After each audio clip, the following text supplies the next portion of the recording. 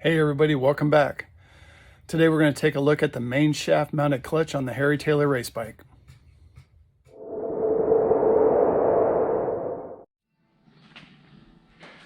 Okay, hey Greg, you told us about the clutch that Harry made on the Harry Taylor race bike that you showed us outside. Now I see you have it on the table. So can you tell us a little bit about it? Yeah, we were going to show you what Harry has done, or actually the Japanese engineers had done for Harry. We figured, I don't know this for sure, but I did talk to Harry about it when we got the Harry Taylor bike, that this was one of two that had the clutch mounted on the countershaft.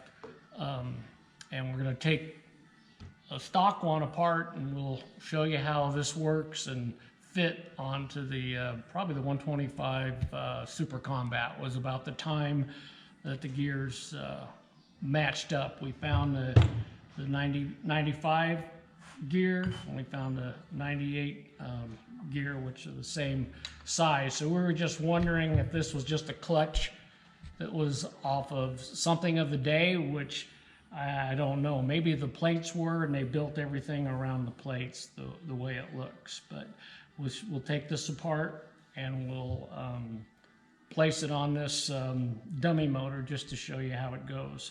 So pretty neat. And Harry suggested taking the clutch off of the crank to the Japanese engineers, and the next time they met, the Japanese engineer handed him two of these.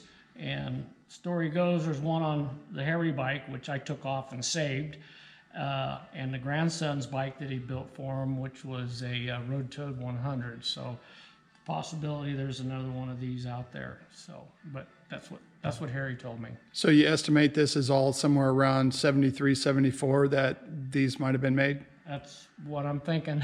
And the side case looks like it's sand cast? Yeah, the side case is sand cast, and you can see the clutch arm is lengthened in here, and the clutch is back here, and the little pusher throw-out pin is there. And this is about twice as heavy as a regular side cover. So that's, and from the outside, you can't hardly tell that there's any difference. This is just a little beefed up there for the shaft to come through. So, cool. Okay, this is what they did to mount it onto the shaft. There's this, which looks like it was all one-off, special made, and somehow they either riveted, well, they did rivet this, but this looks an awful lot like the cushioned hub part that they cannibalized back then. And then this little bushing is their dry bushing that they made with the splines in it.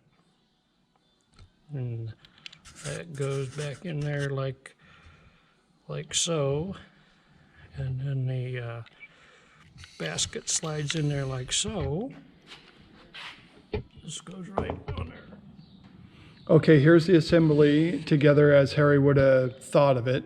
And what might have been the benefits of this? Well, it slows the clutch way down. In theory, they thought having the clutch out here spinning as fast as the crank, possibly when it's disengaged, it won't re-engage at high RPM. I haven't ever noticed that. I don't have anything that would go that fast. But anyhow, it's definitely better to slow this down and get the weight off of the one side of the crank. So real good for trials. And how many clutch plates are in the stock clutch? 4. And in this? And this one has 7. Wow. So, and it's the diameter size isn't all that much smaller. So, but anyhow, pretty neat little package. And then how's the cover look when it's on there? It looks... Oh, I guess we could stick it on, huh? All right.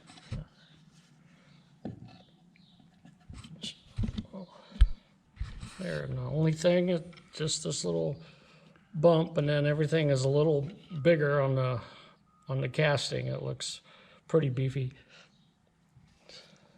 So there you go. And then this has the clutch disc, which is from the 175 or 250, and the same shims out of 175 or 250. So they obviously had things worked out for the future 175 and 250 motors. Cool.